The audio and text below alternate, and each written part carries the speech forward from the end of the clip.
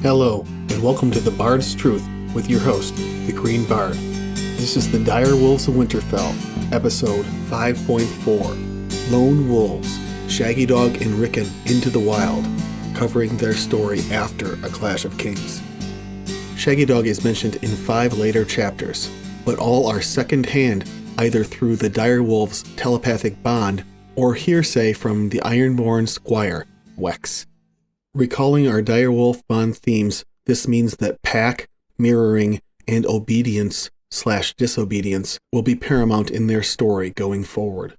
We learn from Wex that the pair have gone to Skagos. This is an ill omen, not because of the cannibalism rumors, though they are concerning, but more so because going to a place that is not known for hospitality will invariably lead to further isolation for a boy who needs human attention to retain his humanity.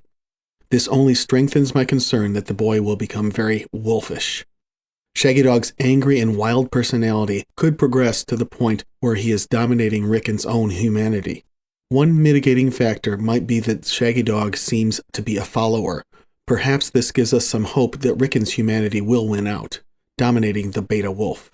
However, if Shaggy's propensity to follow is a reflection of the same trait in Rickon, that might turn out to be a forlorn hope. There is little evidence for his leadership capability, save when Rickon was hanging out with the Walders. I get the feeling that he was following them around, though. He did lead them to the crypts the one time, but it might have been at their behest. All in all, I am concerned that Rickon is not prone to leadership, and that Shaggy might have a stronger personality than the boy, and come to dominate him. A Storm of Swords, Bran 1. The first passage that mentions Shaggydog is from Summer, who is remembering all of his pack. Summer can feel Shaggy more closely than the other wolves. Recall our hypothesis that Shaggy is stronger in telepathic power than Summer, Nymeria, Lady, and Grey Wind. It may be that Summer senses Shaggy more strongly than the others because Shaggy is closer in physical proximity, but the strength of Shaggy's telepathic powers might also be a reason for this. Certainly, Summer's connection to the others is not extremely strong, as he is only feeling them sometimes. He had a pack as well once. 5 they had been, and a 6th who stood aside. Somewhere down inside him were the sounds the men had given them to tell one from the other. But it was not by their sounds he knew them. He remembered their scents, his brothers and sisters. They all had smelled alike, had smelled of pack, but each was different too. His angry brother with the hot green eyes was near, the prince felt, though he had not seen him for many hunts. Yet with every sun that set he grew more distant, and he had been the last. The others were far scattered, like leaves blown by the wild wind. Sometimes he could sense them, though, as if they were still with him, only hidden from his sight by a boulder or a stand of trees. He could not smell them, nor hear their howls by night, yet he felt their presence at his back, all but the sister they had lost. His tail drooped when he remembered her. 4 now, not 5. 4, and one more, the white who had no voice. A Storm of Swords, Bran 2. The next mention of Shaggy is from Bran. He thinks wrongly that Rickon and Shaggy might have gone to the Manderleys or the Umbers, although this is clever foreshadowing by George R. R. Martin. While Rickon didn't go to either of these houses, later evidence suggests that those 2 houses have learned of Rickon's whereabouts from Wex and Asha, respectively. He probably would have been protected well by these families, amongst the most loyal to the Starks. One wonders how he ended up in Skagos. Mayhaps Asha wanted to go where the others could not? Bran's wishful thinking about how they could be in safety is mayhaps a contrast to their real situation. When they lost their way, as happened once or twice, they need only to wait for a clear cold night when the clouds did not intrude, and look up in the sky for the ice dragon. The blue star in the dragon's eye pointed the way north, as Asha told him once.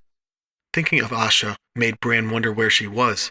He pictured her safe in White Harbor with Rickon and Shaggydog, eating eels and fish and hot crab pie with fat Lord Manderley. Or maybe they were warming themselves at the last hearth before the great John's fires. But Bran's life had turned into endless chilly days on Hodor's back, riding his basket up and down the slopes of the mountains. A Dance with Dragons, Jon 1. The next mention of Shaggy is from Ghost and Jon. Ghost's image of what Shaggy is doing is much more vivid than Summer's had been. Still, This might only be an indication that Ghost has stronger telepathy. It may not be a reflection on Shaggy. Ghost seems to have a pretty clear picture of Nymeria's comings and goings as well. Still, the image we get of Shaggy is the most vivid. Shaggy is also injured in the scene by what appears to be a unicorn. I do worry if this could be a serious or even mortal wound for the beast. What would happen to Rickon in this case? Will the boy, deprived of his protector and best friend, descend into madness? Or would the pain of death hurt him as Varamir was hurt when the eagle burned? Will he be physically vulnerable? Is he with people, with adequate shelter and enough to eat? My questions about the consequence of this injury are endless, though I admit it may amount to nothing. There is another possibility too, and it has to do with Shaggy's second life. If Shaggy's telepathic abilities are special, does he have the capability to enter the mind of another as well? If he were already dominating his bond with Rickon, and the wolf's flesh were to die, could he end up living his second life inside the boy, instead of the other way around, as described by Varamir in the Dance with Dragons prologue? That would be a calamity. I hope it is not the case, but I must at least consider the idea. It also could be an important idea in relation to Jon's fate, which we'll consider in the next parts of this series. Far off, he could hear his packmates calling to him, like to like. They were hunting too. A wild rain lashed down upon his black brother as he tore at the flesh of an enormous goat, washing the blood from the side where the goat's long horn had raked him.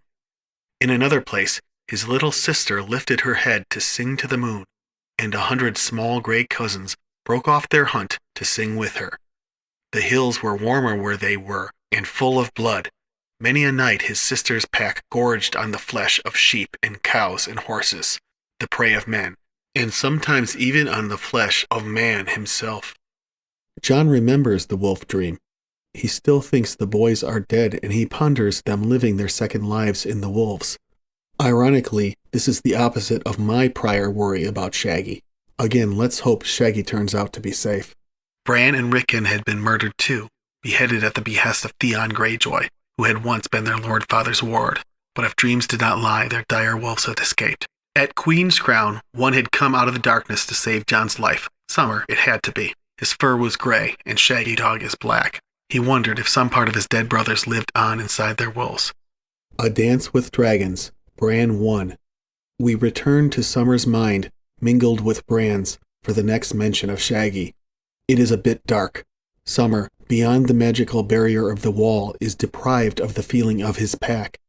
It's been so long that he seems to have forgotten Shaggy and is thinking of Varamir's pack as his own. Bran has to remind him of his real pack. We can take heart that Rickon and Shaggy, at the time of isolation, still may feel the comfort of Ghost and Nymeria through the pack bond, giving them some solace. When he was done with that one, he moved to the next and devoured the choicest bits of that man too. Ravens watched him from the trees, squatting dark-eyed and silent on the branches as snow drifted down around them. The other wolves made do with his leavings. The old male fed first, then the female, then the tail. They were his now. They were pack. No, the boy whispered. We have another pack. Lady's dead, and maybe Grey Wind too, but somewhere there's still Shaggydog and Nymeria and Ghost. Remember Ghost? A Dance with Dragons, Davos 6. The last mention of our pair is through Wex, in Davos's POV in White Harbor. No matter how the boy Wex came to be with the Manderleys, he seems to have told them that Rickon is indeed in Skagos. Somehow he followed them from Winterfell, always staying downwind. I find this a bit far-fetched, given what we know about the wolves. I would think that Shaggy could sense him, although it's possible that Rickon and Shaggy just decided the boy was no threat. Manderley's plan for Davos retrieving the wolf and boy may also be ill-fated if something has happened to Shaggy. Again, let's hope Shaggy is okay. Either way, it will be interesting to find out what happens next in their story, and I am assuming it will be again through Davos's POV. 6 of them? Asked Davos. There were 6. 2 of them, Ned Stark's murdered sons. With chalk he drew 2 boys and 2 wolves. The lad is ironborn, so he thought it best not to show himself, said Glover. He listened. The 6 did not linger long amongst the ruins of Winterfell. 4 went one way, 2 another. Wex stole after the two, a woman and a boy. He must have stayed downwind, so the wolf would not catch his scent. He knows where they went, Lord Wyman said. Davos understood. You want the boy. Roose Bolton has Lord Eddard's daughter. To thwart him, White Harbor must have Ned's son, and the direwolf. The wolf will prove the boy is who we say he is, should the Dreadfort attempt to deny him. That is my price, Lord Davos. Smuggle me back my liege lord, and I will take Stannis Baratheon as my king. Later. Where is the boy? Somehow Davos knew he would not like the answer. Where is it you want me to go, my lord? Later. For half a heartbeat, Davos considered asking Wyman Manderly to send him back to the wolf's den, to Ser Bartimus with his tales and Garth with his lethal ladies. In the den, even prisoners ate porridge in the morning, but there were other places in the world where men were known to break their fast on human flesh. By combining the evidence from this chapter and from Ghost's recollection, it becomes obvious that Rickon and Shaggy are indeed on Skagos. So, to summarize, while there is very little evidence of Shaggy and Rickon's bond in the text compared to their siblings, we have been able to learn quite a few things by studying it here. Our direwolf themes from the other wolves seem to hold. Added for Shaggy is that he is fearful and angry, a reflection of Rickon, who has been neglected since Ned left Winterfell. It makes the wolf alternately skittish and aggressive. He is also feared most of all by the people of Winterfell because of the results of his savage attacks. In addition, Shaggy is dominated by first Grey Wind and later Summer.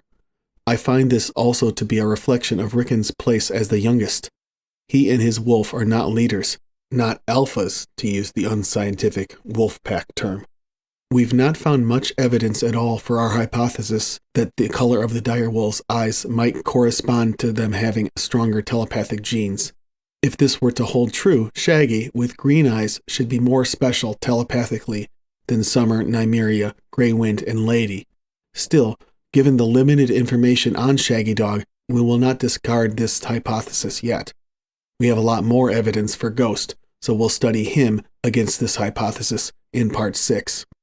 We also studied the concern that Rickon's personality could be overwhelmed by Shaggydog's, given how little chance he's had to grow to be part of human society. This concern stems from what nearly happened to Bran in the beginning of A Storm of Swords, and the exposition of Hagen's lessons to Varamir in the A Dance with Dragons prologue. It is clear that the boy is wild and more wolfish than his siblings, and that is reflected in and a reflection of Shaggydog. I remain quite concerned that the boy Davos finds will be feral, having lived in Shaggy's mind far too long. He may even have gone mad, losing hold of his humanity. This effect could be magnified if Shaggy has been injured or killed in the hunting incident. That said, we can hope that I am reading too much into these issues. Either way, I'll have my popcorn ready for The Winds of Winter. Before that, though, we'll look forward to the last part of this series, when we tackle Ghost and Jon's story. This promises to be the longest part of the series. It will also be the culmination of this work, thanks to all of you who are still with me on this journey. As always, shout out and attribution to those who've gone before me with some of the theories that I am probably subconsciously utilizing and building upon here, including Rocky Rockington from Reddit and others. I have a lot of original thought here, but I am certainly synthesizing a lot of their ideas as well. Peace, we'll see you next time. Thanks to all the terrific artists who let me use their work on this YouTube video. Thanks especially to those in my family who helped in this series so far. If you enjoy this content, you can also consider supporting us on Patreon.